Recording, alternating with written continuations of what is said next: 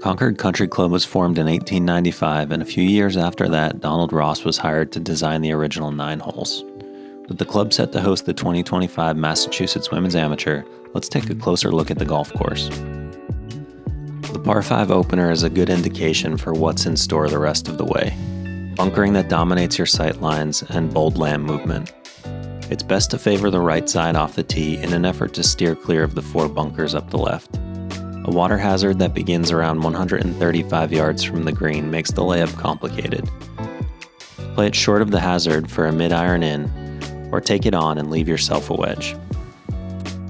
The second is one of the more demanding driving holes on the golf course. The safest route is a 200-yard shot straight out, but the more aggressive player can hit a cut to fit the shape of the hole to bite off more yardage. It's tough to tell just how dramatically the fairway slopes down to the right, but it makes the bold tee shot a very risky proposition. Most everything will kick down into the right rough, leaving a blind second from a questionable lie. The green is pitched back to front with a drop off behind that's shaved off.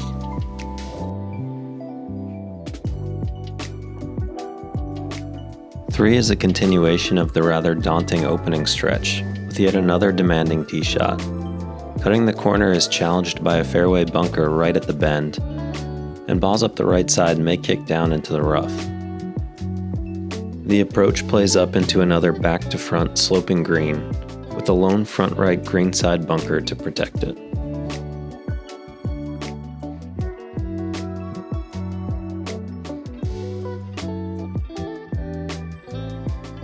The delightful par 4 fourth asks for a straightforward but crucial tee ball, as the dramatic approach shot is much more manageable from the short grass. The fairway ends abruptly 267 yards from the tee, falling off into a lush green dell that must be carried to reach the green. It is yet another back-to-front sloped surface, with rough banks sloping away in all directions.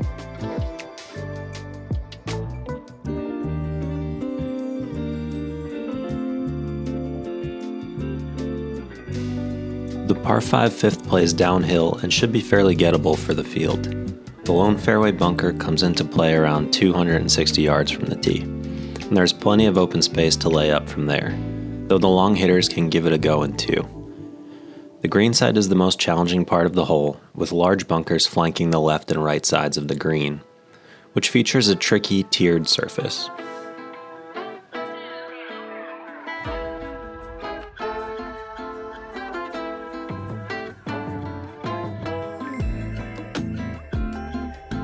It's rare for the first par 3 of the day to arrive so late into the front 9, and this steeply downhill one-shotter shows up with gusto. Club selection is key, with bunkers at the front right and left, as well as a closely mown drop-off surrounding the back edge. The par 4 seventh is on the shorter side, but demands precision off the tee due to fairway bunkers that begin around 205 yards out on the left and a creek up the right, not to mention tree lines that make it feel even narrower than it is. The green sits up above the level of the fairway, with 2 bunkers further forcing a carry, and the green slopes dramatically from, well, you should know by now, from back to front.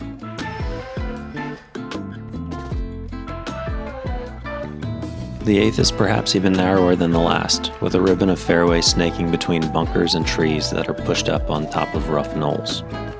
It's only about 180 to cover the bunker on the left, but you'll run out of room on the right, reaching the bunker at about 205, where the fairway pinches dramatically inward. The green side is busy with hazard, bunkers, OB, and fescue.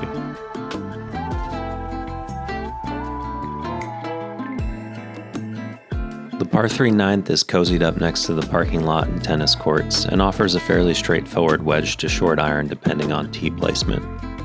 It's a nice opportunity to try to flag one and build some momentum at the turn. The 10th is a dogleg right par 4 with a blind downhill tee shot. The sloping fairway is wide and can propel drives down into a flatter area for a comfortable approach, though going through the fairway can bring fescue and trees into play. The large, low-lying, melting rhombus of a green with tightly mown areas all around that make it appear even bigger than it already is looks like a puddle spreading out into its surroundings. The tee shot on 11 is a tricky one, with a nearly 50-yard long bunker running up the right side of the fairway ending around 225 yards from the tee, and another on the left side of the fairway that begins around 230, which would require 240 yards to carry. The area surrounding the green is also well bunkered, and there's a bank on the left side that could potentially be used for good, though if your ball gets stuck on it, well, that could be evil. Of course, back to front slope here. For my money, 12 is one of the neatest par 3s in the state, with an extremely steep false front that isn't quite fully visible from every tee box, wreaking havoc on any hole location on the front third of this massive green. The green narrows the further back you go, with left and right bunkers making a back target feel much smaller. The key to the par 4 13th is remembering that everything wants to work its way off the tree-covered hill on the right side of the hole. Tee shots should kick down to the left, and the green itself slopes extremely severely from right to left, affecting not just putts, but approach shots as well. Find that greenside bunker on the right, and you'll have a heck of a time trying to stop the ball anywhere near a flag. The 14th is one of those holes that feels a little bit too straight to be comfortable, mostly because there's internal OB up the left due to the driving range, as well as OB up the right tree line. It's only about 205 to clear the bunker on the left, which leaves a flat approach into another back to front sloping green. This one falls off on a shaved slope along the far edge and is well bunkered towards the front. 15 is another par 3 with a dramatic false front, but this one is in plain view from the tee box as it plays uphill. The left half of the green is raised up on a higher tier than the right, and the slope that divides them can be used to access hole locations on the right side, which is guarded by a long, deep bunker. 16 is a bear of a hole that plays much longer than the yardage on the scorecard, though it is being played as the first of back-to-back par 5s for the women's am. The hole doglegs to the left and climbs ever uphill. Any drives out to the right will just make it a longer hole coming in. Beware a pair of bunkers that stick their nose into the layup area on the right, and for the sake of angle into the, yes, back to front green and bunker avoidance, it's best to play this hole up the left. What goes up must come down, so we head on back downhill on the long par 5 17th. A tee ball up the right side over the fairway bunker that requires a 215-yard carry is ideal. Much like on the first hole at Concord, a creek runs across the fairway around 130 to 100 yards short of the green, requiring a purposeful layup. The creek is at an angle, so the right side offers a bit more runway, with the edge ending about 120 from the green. Taking on the creek with the second shot is rewarded with a fairly flat section of fairway from which to attack the hole with a wedge.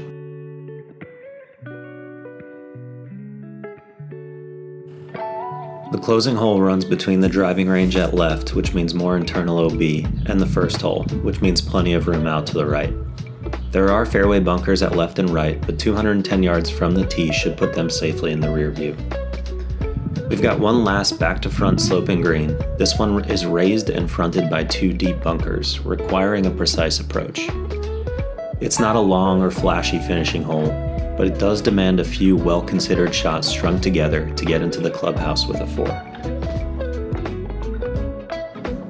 And that'll do it for our hole-by-hole look at Concord Country Club, a New England golf course through and through that will provide an exciting test for the players at this year's Massachusetts Women's Amateur Championship.